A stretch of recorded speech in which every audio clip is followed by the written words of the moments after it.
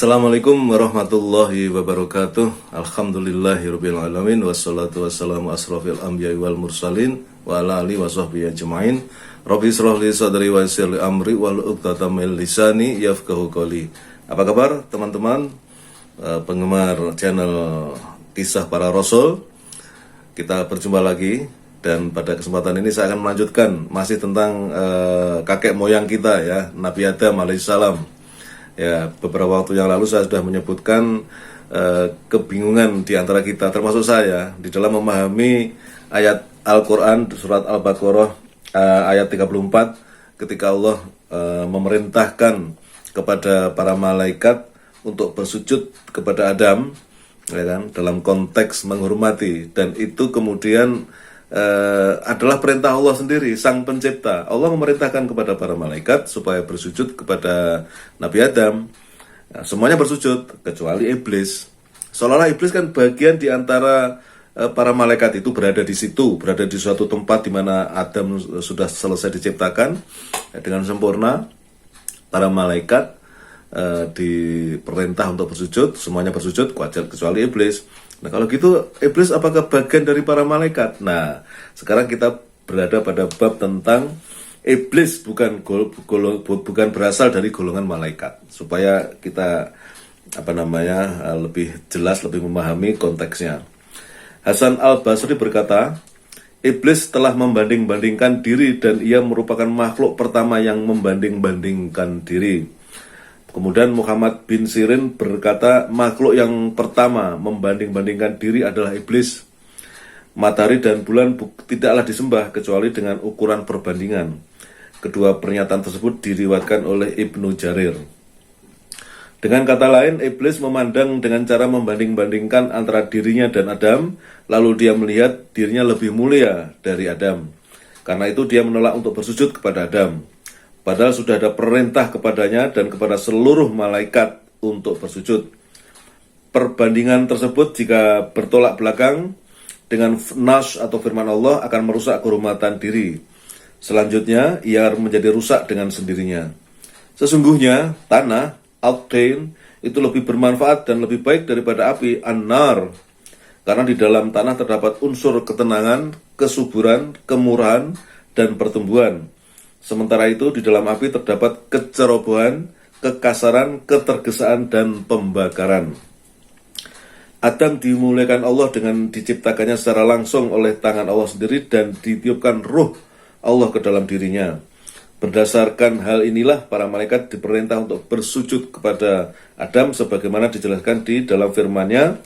Dan ingatlah ketika Tuhanmu berfirman kepada para malaikat, sesungguhnya aku akan menciptakan seorang manusia dari tanah liat, kering, yang berasal dari lumpur hitam yang diberi bentuk. Oleh karena itu, apabila aku telah menyempurnakan kejadiannya, dan telah meniupkan ke dalam roh ciptaanku, dan meniupkan ke dalamnya roh ciptaanku, maka tunduklah kamu kepadanya dengan bersujud. Lalu bersujudlah para malaikat itu semuanya bersama-sama kecuali iblis. Ia enggan ikut bersama-sama malaikat sujud itu. Allah berfirman, hai iblis, apa sebabnya kamu tidak ikut sujud bersama-sama mereka yang sujud itu? Iblis menjawab, aku sekali-kali tidak akan sujud kepada manusia yang engkau telah menciptakannya dari tanah liat kering yang berasal dari lumpur hitam yang dibentuk. Allah berfirman, keluarlah dari surga karena sesungguhnya kamu makhluk terkutuk. Dan sesungguhnya kutukan itu tetap menimpa dirimu sampai hari kiamat.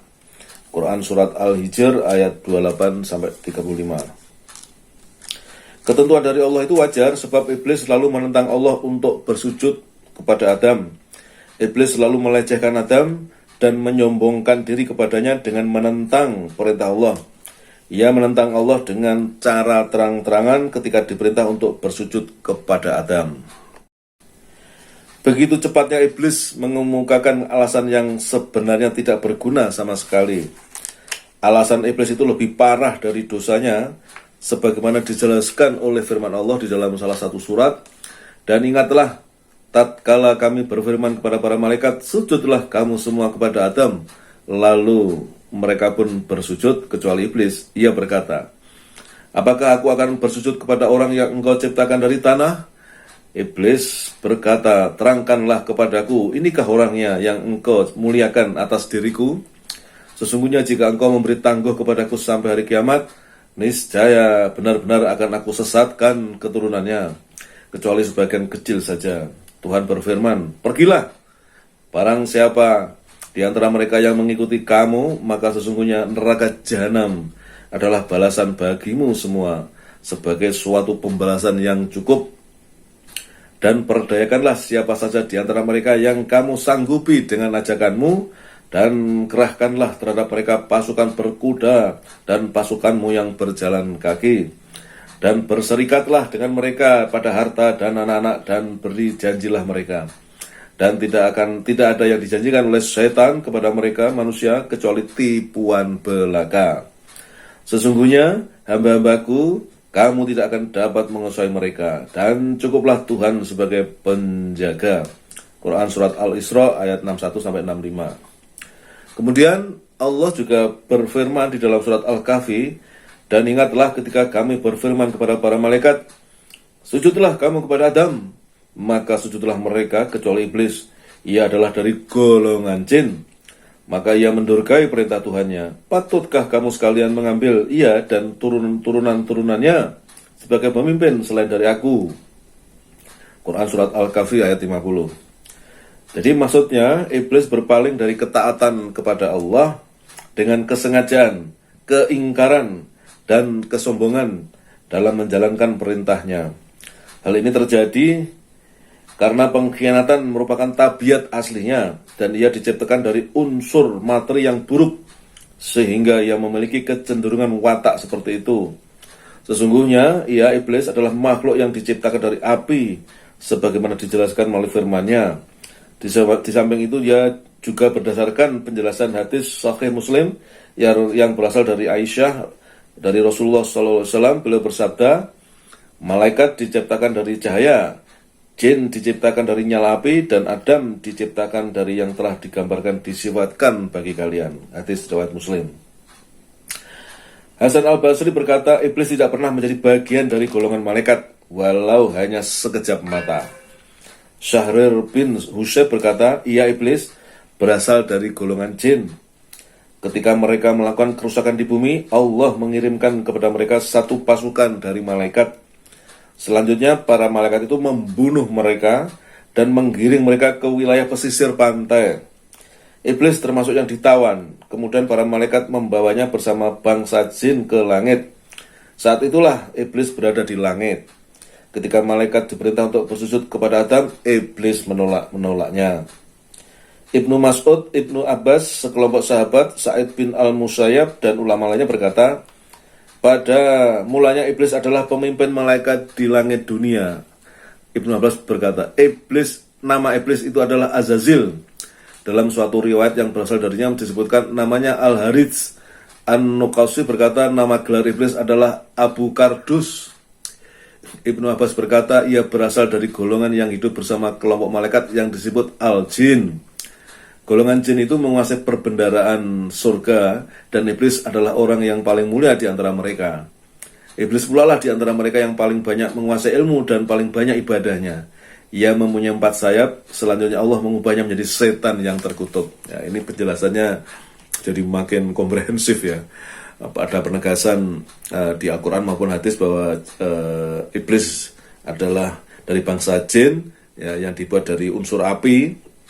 Tapi di bagian yang lain juga ada penjelasan ketika sebelum peristiwa penciptaan Adam, sebenarnya iblis itu disebutkan di sini menjadi pemimpin para malaikat, bahkan ilmunya lebih banyak dari para malaikat.